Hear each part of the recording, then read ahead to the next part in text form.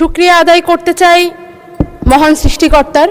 কৃতজ্ঞতা জানাচ্ছি আমার পরিবার, আমার দল এবং আমার সহযোদ্ধাদের প্রতি, এবং গভীর শ্রদ্ধার সাথে স্মরণ করছি বাংলাদেশের মহান স্বাধীনতা সংগ্রাম থেকে শুরু করে জুলাই গণ অভ্যুত্থানের পর্যন্ত যতজন মহাত্মা দেশপ্রেমিক এই দেশের সার্বভৌমত্ব রক্ষার জন্য প্রাণ দিয়ে গেছেন, তাদের সকলের জন্য মহান আল্লাহ তাআলা তাদের সর্বোচ্চ মর্যাদায় ভূষিত করুক, তাদের আত্মার মাগফিরাত কামনা করছি। মাননীয় স্পিকার, আজকে 2026-27 অর্থ বছরের বাজেট অধিবেশনের বক্তব্য দেওয়ার জন্য এখানে দাঁড়িয়েছি। আমি আমার বক্তব্যের শুরুতে আমার কিছু কথা বলে নিতে চাই। আমি ঢাকা বিশ্ববিদ্যালয় থেকে অনার্স মাস্টার ডিগ্রি শেষ করেছি। যদি ছাত্র জীবন থেকে রাজনীতির সাথে সংযুক্ত না থাকতাম, যদি জুলাই গণ অভ্যুত্থানের মতো ঐতিহাসিক ঘটনার অংশ না হতাম, কিংবা যদি আমার দল আমাকে মনোনীত না করত, তাহলে হয়তো আজ আমি এই সংসদে দাঁড়িয়ে থাকতে পারতাম না। মাননীয় স্পিকার, এই সংসদের বাইরে আমার মতো অসংখ্য 25 বছর বয়সী সদ্য গ্র্যাজুয়েট সার্টিফিকেট হাতে নিয়ে ঘুরে বেড়াচ্ছে চাকরির আশায়। দেশে চাকরি নেই, ব্যবসার সুবিধা নেই, কৃষিকাজের জন্য পর্যাপ্ত জমি নেই, বিসিএ ছাড়া অন্য কোনো পেশায় মান সম্মান নেই। মাননীয় স্পিকার, পুলিশ হেডকোয়ার্টারের তথ্য অনুযায়ী বাংলাদেশে গড়ে প্রতি বছরে প্রায় 65% তরুণ তরুণী। মাননীয় স্পিকার, শিক্ষার্থীদের জন্য সরকারের নানান প্রকল্প রয়েছে, ভর্তুকি রয়েছে, আর চাকরিজীবীদের জন্য রয়েছে পে স্কেল, বোনাস। কিন্তু এই সমস্ত বেকার যুবক যুবতীদের জন্য রয়েছে শুধুমাত্র অবমাননা, অবহেলা, অসম্মান। এমনকি যে বাজেটকে বলা হচ্ছে স্বপ্ন দেখার বাজেট, যেই বাজেটের দর্শন নাকি সবার আগে বাংলাদেশ, এই বাজেটেও এই অবহেলিত গোষ্ঠীর জন্য নেই কোনো সুস্পষ্ট রূপরেখা। মাননীয় স্পিকার, এই সংসদে আমি কার প্রতিনিধিত্ব করি? এই সংসদে আমি সেই সমস্ত তরুণদের প্রতিনিধিত্ব করি যারা স্বপ্নবাজ, যারা বুকে দেশপ্রেম, হাতে সার্টিফিকেটের গোছা আর কাঁধে পরিবারের বোঝা নিয়ে দেশ নিয়ে চিন্তা করে যায়, দেশের মাটিতেই থাকতে চায়, দেশেই কিছু করতে চায়। মাননীয় স্পিকার, এই দেশ তাদেরকে কোনো সামাজিক অর্থনৈতিক নিরাপত্তা দিতে পারে না।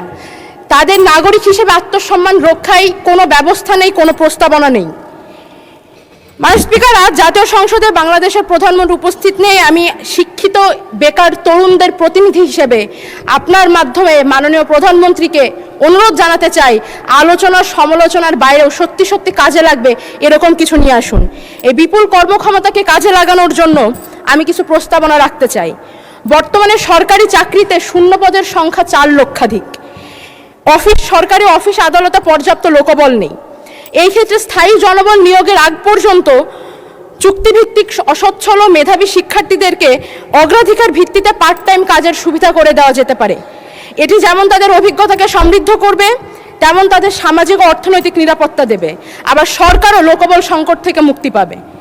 মাননীয় স্পিকার, দক্ষ মানব সম্পদ গঠনের উদ্দেশ্যে বাংলাদেশের সরকার বিভিন্ন সময় বিভিন্ন কারিগরি প্রশিক্ষণ দিয়ে থাকে, কিন্তু বর্তমান যুগটাই টেকনোলজির যুগ। এই বিশ্বায়নের যুগে পুরো পৃথিবী মার্কেট প্লেস।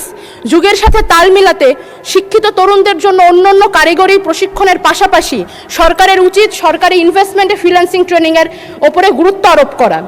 এতে তরুণরা স্বনির্ভর হবে, তাদের হাত ধরে বাংলাদেশে বৈদেশিক মুদ্রা আসবে এবং বেকারত্বের পরিমাণ কমে আসবে। আমি অনুরোধ জানাবো এই সমস্ত শিক্ষিত বেকার তরুণদের কথা গুরুত্বের সাথে মাথায় রাখার জন্য, কারণ আমাদের ভুলে গেলে চলবে না যেই গণ অভ্যুত্থানের মাধ্যমে বাংলাদেশ থেকে স্বৈরাচার বিতাড়িত হয়েছে, তার অন্যতম চালিকা শক্তি ছিল এই সমস্ত তরুণরাই। মাননীয় স্পিকার, জুলাইয়ের কথা মনে করিয়ে দিতে চাই, বছর ঘুরে জুলাই কিন্তু পুনরায় সমাগত। 2024 সালের এই জুলাই মাসে বুকের তাজা রক্ত ঢেলে দিয়ে শত শত মানুষ রাস্তায় নেমেছিল, রক্ত দিয়েছিল বাংলাদেশ থেকে স্বৈরাচারকে তাড়ানোর জন্য। 2 বছর পরেও কিন্তু সেই স্বৈরাচারের বিষদাঁত আমরা ভাঙতে দেখিনি। এখনও তাদের সন্ত্রাস চারিদিকে জারি রয়েছে, এখনও তারা জোর গলায় হুমকি দেয়। এত এত মানুষ হত্যার জন্য তারা বিন্দুমাত্র অনুতপ্ত না। খুনি হাসিনা তার সিংহাসন টিকিয়ে রেখেছিল কালচারাল ফ্যাসিস্টদের কাঁধে পা দিয়ে। মাননীয় স্পিকার, এই সমস্ত কালচারাল ফ্যাসিস্টদের মোকাবেলা করার জন্য আমাদেরকে নিজস্ব দেশীয় কালচার এবং ইতিহাস ঐতিহ্যকে রক্ষা করতে হবে। আমরা হাসিনার আমলে দেখেছি মহান মুক্তিযুদ্ধ থেকে শুরু করে সংস্কৃতির প্রতিটি অঙ্গন তারা দখল করে নিয়েছিল। আমরা কিন্তু সেই পরিমাণ এফোর্টটা দিচ্ছি না। মাননীয় স্পিকার, আমি প্রস্তাব করতে চাই জুলাই গণ অভ্যুত্থান সহ স্বাধীনতা পরবর্তী ফ্যাসিবাদ বিরোধী প্রত্যেকটা আন্দোলনের স্মৃতি ও চেতনাকে রক্ষার জন্য বাজেট বরাদ্দ দেওয়া হোক, রাষ্ট্রীয় অর্থায়নের নাটক, চলচ্চিত্র, চিত্রাঙ্কন প্রতিযোগিতার মতো আয়োজন করা হোক এবং একই সাথে এই বাজেটে বাংলাদেশের লোক সংস্কৃতিকে সংরক্ষণ করার দিকে বিশেষ গুরুত্ব দেওয়া উচিত। মাননীয় স্পিকার, আমি সংক্ষিপ্ত করব। জুলাই গণ অভ্যুত্থানের পর নতুন বাংলাদেশের আমরা যে স্বপ্ন দেখি, সেই স্বপ্নে প্রাণ ও প্রকৃতির প্রতি দায়ভার আমরা বোধ করি। আমাদের বাংলাদেশে রয়েছে পৃথিবীর সবচাইতে বৃহত্তম ম্যানগ্রোভ সুন্দরবন, যা উপকূলের পাহারাদার হিসেবে প্রতি বছর আমাদেরকে প্রাকৃতিক দুর্যোগ থেকে বাঁচায়।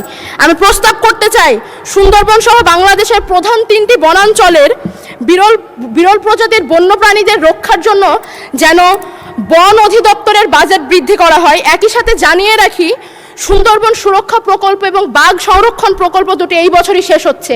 পুনরায় সকল বন্য পশুদের রক্ষার জন্য একটি যেন সুন্দর প্রকল্প নেওয়া হয় এবং প্রাণ ও বৈচিত্র্য গবেষণার দিকে বিশেষ গুরুত্ব দেওয়া হয়। মাননীয় স্পিকার, প্রাণ ও প্রকৃতির রক্ষার পাশাপাশি আমাদের দূষণমুক্ত স্বনির্ভর বাংলাদেশ প্রয়োজন। স্বনির্ভরতার লক্ষ্যে চালিত বাংলাদেশের শিল্পোৎপাদন সহ অন্যান্য সকল অর্থনৈতিক কর্মকাণ্ডের প্রধান চালিকা শক্তি হচ্ছে নিরবিচ্ছিন্ন বিদ্যুৎ। বাংলাদেশের বিদ্যুৎ উৎপাদন বাংলাদেশের গ্যাসের মজুদের উপরে নির্ভরশীল অনেকাংশেই। বাংলাদেশে গ্যাসের মজুদ দিনকে দিন কমে আসছে এবং আমরা মার্কিন ইরান যুদ্ধের সময় দেখেছি জ্বালানি খাতে আমদানি নির্ভর হওয়াটা কতটা বিপজ্জনক। 2026-27 অর্থ বছরের জন্য নির্দিষ্ট করে কোনো নবায়নযোগ্য জ্বালানির সুস্পষ্ট রূপরেখা আমি পাইনি। 2030-2050-এর দুটি লক্ষ্যমাত্রার পরিকল্পনা আমি দেখেছি, কিন্তু এই বছরের জন্য আমি প্রস্তাব করতে চাই বাংলাদেশের প্রত্যন্ত অঞ্চলের আর্থিকভাবে অসচ্ছল পরিবারগুলোতে রুফটপ সোলার প্যানেল বিতরণ কিংবা ভর্তুকি মূল্যে বিক্রয়ের ব্যবস্থা করা যেতে পারে। এছাড়া উপজেলা ইউনিয়ন পর্যায়ের সরকারি অফিস আদালতগুলোতে সোলার বিদ্যুৎ ব্যবহারের মাধ্যমে জাতীয় গ্রিডের উপরে চাপ কমবে। মাননীয় স্পিকার, আমি আমার সর্বশেষ মিনিটটি ব্যবহার করতে চাই বা নির্বাচনী আসনের দুটো কথা বলে। আমি সীমান্তবর্তী এলাকায় জন্মগ্রহণ করেছি মাননীয় স্পিকার। আমি কুষ্টিয়া জেলার দৌলতপুর উপজেলার মেয়ে। আমার উপজেলাতে আমার নির্বাচিত সংসদ সদস্য রয়েছেন, কিন্তু আমি যে দাবিটি করতে চাই সেটি আমাদের দৌলতপুরবাসীর প্রাণের দাবি।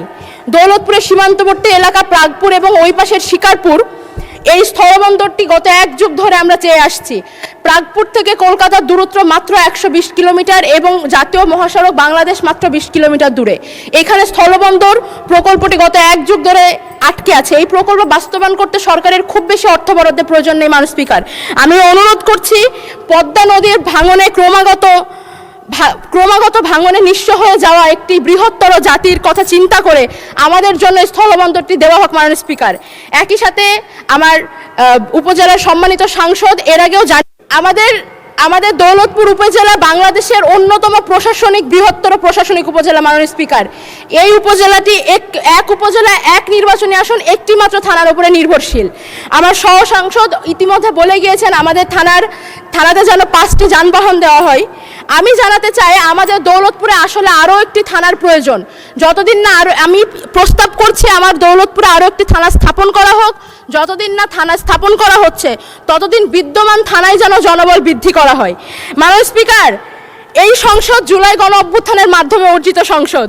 এই সংসদে আমরা কথা বলতে পারবো, এখানেই বাক স্বাধীনতার চর্চা করতে পারবো। আমাদেরকে বারবার এটা ওটা দেখিয়ে দেওয়া হবে না, এইটাই আমরা আশা করি। এই সংসদ জনগণের জন্য কল্যাণকর হয়ে উঠুক, এই আশা ব্যক্ত করে আমি আমার বক্তব্য শেষ করছি। সময় দেওয়ার জন্য আপনাকে অসংখ্য ধন্যবাদ। ধন্যবাদ মাননীয় সদস্য। পরবর্তী বক্তা